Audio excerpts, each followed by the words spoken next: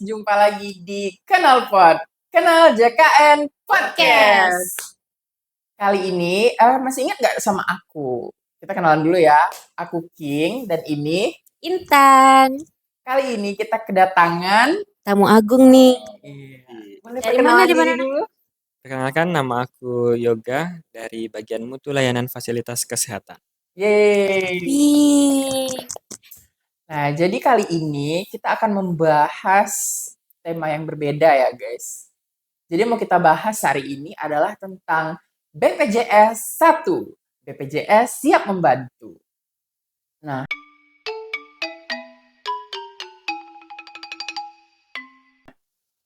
Bang Yoga mungkin boleh diceritain dulu BPJS 1 itu apaan sih? Jadi BPJS 1 itu BPJS Kesehatan siap membantu. Jadi tugas BPJS 1 itu ada di setiap rumah sakit. Jadi kalau misalnya kita di kantor cabang Dumai, kita ada 4 kabupaten, ada 3 BPJS 1-nya. Oh, Jadi di masing-masing rumah sakit itu beda-beda tugasnya dari kita. Ada petugas rumah sakitnya, ada petugas BPJS-nya. oh jadi berkolaborasi gitu Iya, ya? jadi PIPPRS namanya kalau di rumah sakit. Oh. Kalau yang BPJS-nya itu namanya BPJS 1. Nah, jadi BPJS 1 itu yang dari petugas BPJS-nya. Jadi setiap pengaduan yang masuk ke PIPPRS nanti dieskalasikan ke BPJS 1. Oh, jadi BPJS 1 ini singkatan dari BPJS siap membantu. Kesehatan siap membantu. Ya kirain aku tadi BPJS 1 jadi orangnya juga harus 1 ya, rupanya ada 3 Ada ya. 2, 3 gitu Ya, ya. ada 2, ada 3. Jadi untuk di rumah sakit sendiri pun ada PIC BPJS 1 gitu Iya. atau gimana kira-kira? Kalau di rumah sakit itu namanya PIPPRS. Nah, kan kita dari BPJS Kesehatan itu nggak full time di rumah sakit. Jadi kita dibantu dengan teman-teman PIPPRS. Nah, jadi PIPPRS itu nanti dia membantu kita untuk menangani pengaduan. Jadi setiap ada komplain masuk dari peserta yang melalui PIPPRS, nanti kita bantu dieskalasikan ke kita. Nah, jadi BPJS 1 itu kan ada poster tuh di rumah sakit. Nah, ada petugas BPJS Kesehatan itu kita, ada juga foto dan nomor handphone dari PIPPRS-nya. Jadi kalau ada pengaduan itu harus mesti lewat rumah sakit dulu kah atau bisa langsung ke PIC yang di BPJS? Tergantung pasiennya sih. Sebenarnya kalau misalnya peserta JKN itu karena mereka udah merasa dia adalah peserta BPJS, pasti lapornya langsung ke BPJS. Misalnya ada komplain obat nggak ada, itu kan lapornya ke BPJS Kesehatan. Ke PIPPRS kan itu hanya untuk rumah sakit. Nah, peserta-peserta JKN itu lebih ke kita, ke BPJS Kesehatan langsung gitu. Oh, gitu. Ini kan dia ada kayak apa ya? Kolaborasi dengan PIPPRS tadi namanya Iya. ya kalau bagian pengaduan di rumah sakitnya gitu kan. Jadi kayak itu tergantung lagi sama situasi dari pesertanya berarti kan dia bisa ngadu ke rumah sakitnya atau ke Langsung ke BPJS-nya gitu. Kalau mungkin Bang Yoga bisa jelasin secara umum gitu misalnya kayak pengaduan peserta itu bagaimana dan kemudian tindak lanjutnya nanti seperti apa gitu. Nah, karena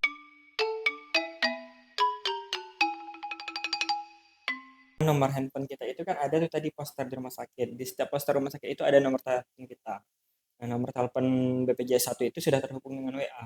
Nah, jadi kalau misalnya komplain itu di luar jam kerja, misalnya di tengah malam atau apa, nanti mereka ada yang telepon, ada yang WA. Kan kalau di tengah malam nggak mungkin kita nih lagi tidur di telepon serta karena kan kartunya nggak aktif, pasien lagi di IGD kan nggak mungkin kita tengah malam angkat telepon. Nah, jadi pasien itu bisa ngadu melalui WA kita atau melalui mobil JKN. Oh gitu, oh bisa terintegrasi juga ya berarti Iya. di aplikasi mobil JKN ya. Nah, jadi di mobil JKN itu kan ada menu pengaduan peserta. Mm-mm. Menu pengaduan peserta itu nanti masuk ke kita melalui aplikasi SIPP. Oh Nanti gitu. BPJS 1 itu ceknya melalui aplikasi SIPP. Dan nanti ketika ada keluhan yang masuk dari Vaskes, baik dari rumah sakit ataupun FKTP, dari peserta di FKTP atau rumah sakit tadi, masuk kita melalui aplikasi itu. Kita konfirmasi ke pesertanya gimana keluhannya, dan nanti kita akan konfirmasi ke rumah sakit atau ke FKTP yang dikeluhkan tadi. Tadi kan dijelasin juga nih sama Bang Yoga ya.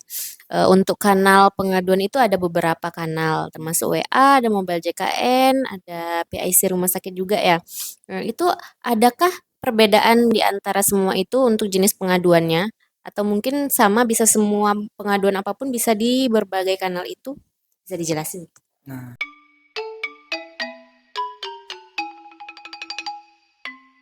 kalau untuk pengaduan sebenarnya nggak hanya pengaduan aja sih Kak. Di kita itu bisa pasien bisa tanya informasi karena kan PIPPRS pemberian informasi. Nah, jadi lebih banyak juga nih peserta-peserta itu yang tanya terkait program-program JKN. Nah, kan kemarin itu ada yang viral nih terkait Hmm. masalah ANC. Harus Oh pasien iya. persalinan harus cek dulu nih ke Vaskes 1. Nah, itu kadang waktu viral-viral itu pasien malah nanyain ke kita gitu, bener nggak gitu, apakah sekarang sesar nggak ditanggung lagi? Itu pasti kalau ada yang kasus-kasus viral itu biasanya pasien-pasien yang sering WA itu pasti banyak tanyain ke kita, nanya informasi yang valid atau tidak. Ada sumbangan apa donasi kemarin itu ya, Heeh. kan ada yang itu. Oh tentang katanya BPJS-nya Bansos, sih ya nggak nggak ya, bansos bansos, ya. ya. Kan dikonfirmasi juga. Oh itu ada juga yang nanya kayak gitu berarti ya? Banyak juga gitu kita. Jadi Berarti berarti dalam 24 jam butuh-butuh info kayak gitu bisa diterima juga sama PIPPRS ya? nah, karena kan peserta itu butuh informasi yang jelas kan. Karena mungkin kita dari BPJS kan pasti ya peserta udah ada jembatan nih dengan petugas BPJS-nya. Jadi langsung aja dia konfirmasi kita daripada kantor kan jauh gitu. Jadi lebih banyak. Oh iya kan di kantor cabang kan juga ada ya bagian pengaduan yang namanya PIPP ya. Itu kira-kira apa sih perbedaan PIPP sama PIPPRS gitu? Kadang kan juga banyak kan peserta yang kayak punya keluhan di rumah sakit, akhirnya datang ke kantor cabang dan nanyanya ke bagian pengaduan di kantor cabang.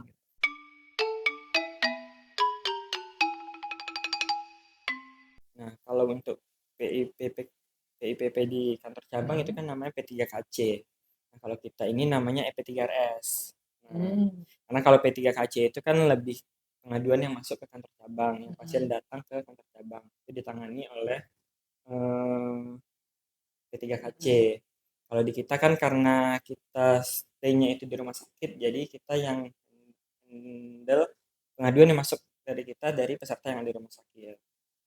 Oh, berarti kalau misalnya ada pengaduan kayak gitu, itu nanti EP3KC sama EP3RS gitu saling berkoordinasi gitu Nah, untuk iya, menindaklanjuti iya.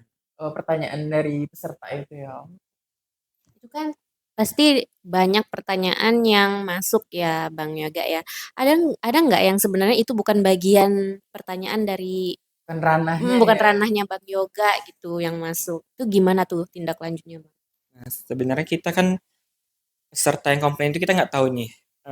Kan dia nggak tahu bahwa yoga ini adalah bagian mutu layanan Vaskes. Jadi peserta itu tahunya hanya BPJS Kesehatan. Jadi kalau kita di aplikasi, biasanya kita bisa eskalasikan nih ke bagian apa.